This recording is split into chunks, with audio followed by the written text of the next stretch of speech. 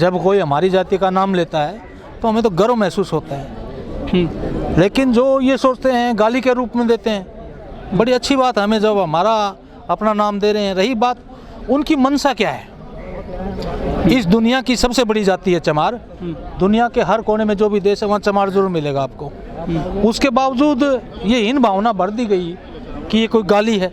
गाली नहीं, हमारे गर्व का विषय है। हमने अपनी गाड़ियों पे लिखा हुआ है, घर पे लिखा हुआ है, हर जगह लिखते हैं हम अपने। लेकिन जो लोग फिल्म इंडस्ट्री में गए जाति को लेकर के, वो उन्हें कामयाबी नहीं मिली, वो एक्टर नहीं बन पाए, वो प्रोड्यूसर तो बन गए, वो उनको सफलता नहीं मिली है। नहीं, ऐसा नहीं है। बहुत सारे एक्टर चमार हैं, आप उठा के देखिए इतिहास। बीसी जो बैकवर्ड की आप बात कर रहे हैं, उनके कहीं रजिस्टर्ड नहीं कि वही वर्मा लिखेंगे सिर्फ। वर्मा कोई भी लिख सकता है इस देश में। जो हाथ का कारीगर है वो वर्मा लिखते हैं। तो जाति की लड़ाई चल रही है देश में। जाति की लड़ाई क्या आज ही थोड़ी चल रही है, ये तो जब से भारत का मेरे ख्याल अस्तित्व हुआ जब से जाति की लड़ाई चल रही है इस देश में।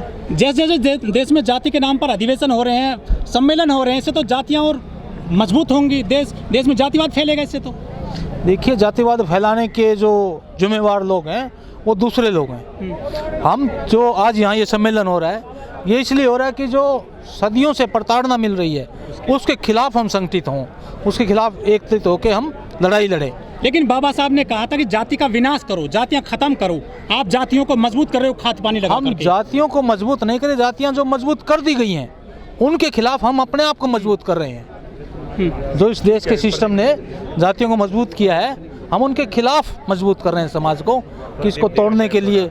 क्योंकि जब बराबर की हम मजबूती के साथ आएंगे तभी तो ये सिस्टम तहस नहस होगा इनका।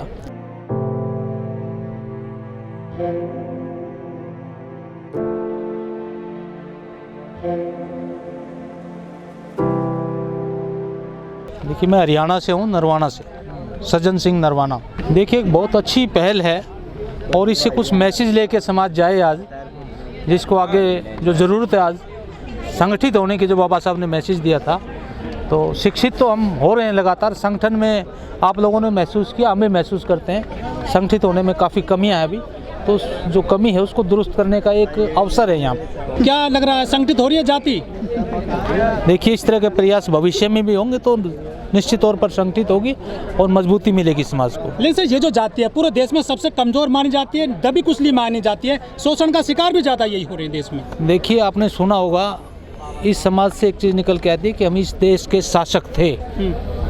कुछ कमियां रही, उसके लिए हम दोषी, मैं खुद भी हूँ और पूरा समाज में कई कमियां रही हैं। तो अब थे को हटाना पड़ेगा, हमें फिर से ये हर जगह लिखना पड़ेगा, हमें महसूस करना हो कि हम इस देश के शासक हैं और आगे होंगे।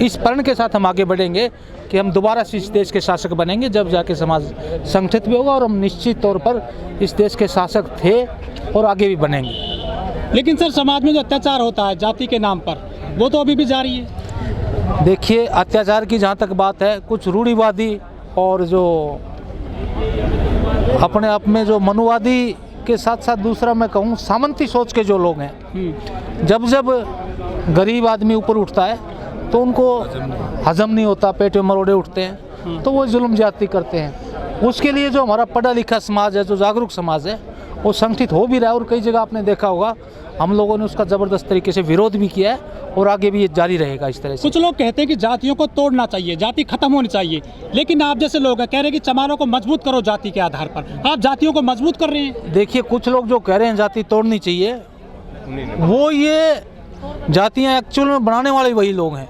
जब उनको ये लगने लगा कि तुम्हारे जातीय सिस्टम को आज खतरा है, तो वो इस तरह की बात लेके सामने आ रहे हैं। मोहन भागवत की बात कर रहे हैं आप सर? हाँ, बिल्कुल। जब जाति प्रथा का जो भारत में चलन स्टार्ट किया तो ये संघ के लोगों की देन है।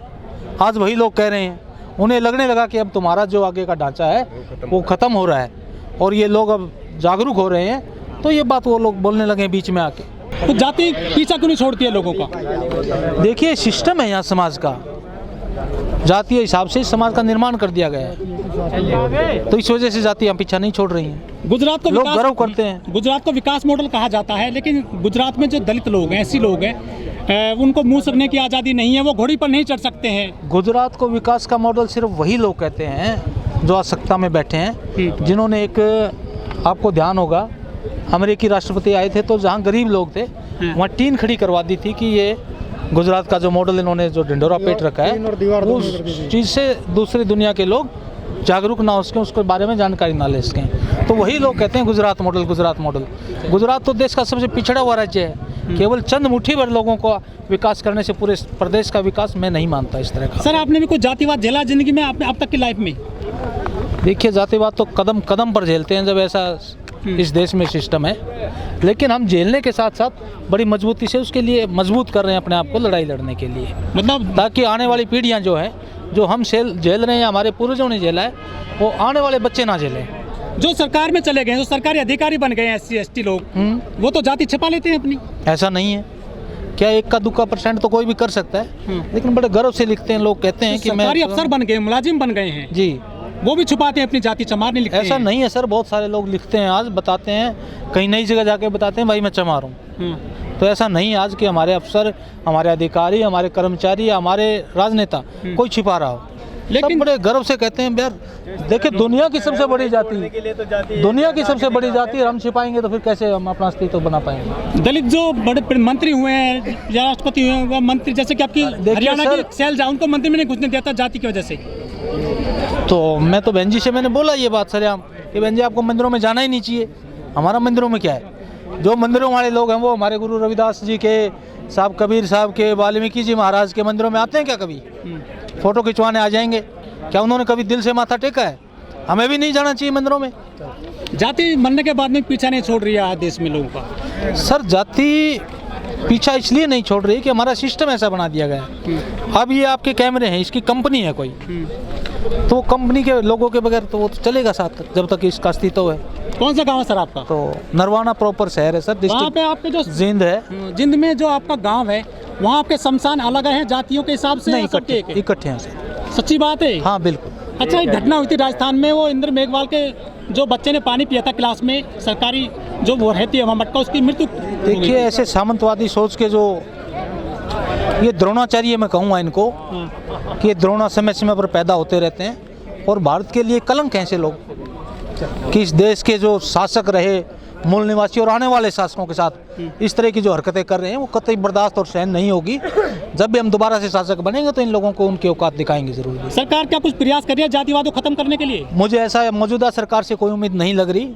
आने वाली कोई सरकार हो सकता है कोई अच्छा कदम उठाए, लेकिन अभी तक तो रूढ़िवादी उसी तरीके से चल रही है और ये सरकार भी कहीं ना कहीं बढ़ावा दे रही है, क्योंकि इस तरह की मानसिकता के लोगों को कहीं ना कहीं पीछे से सपोर्ट कर रही है सरकार। कई उदाहरण आप देख सकते हैं इस तरह के।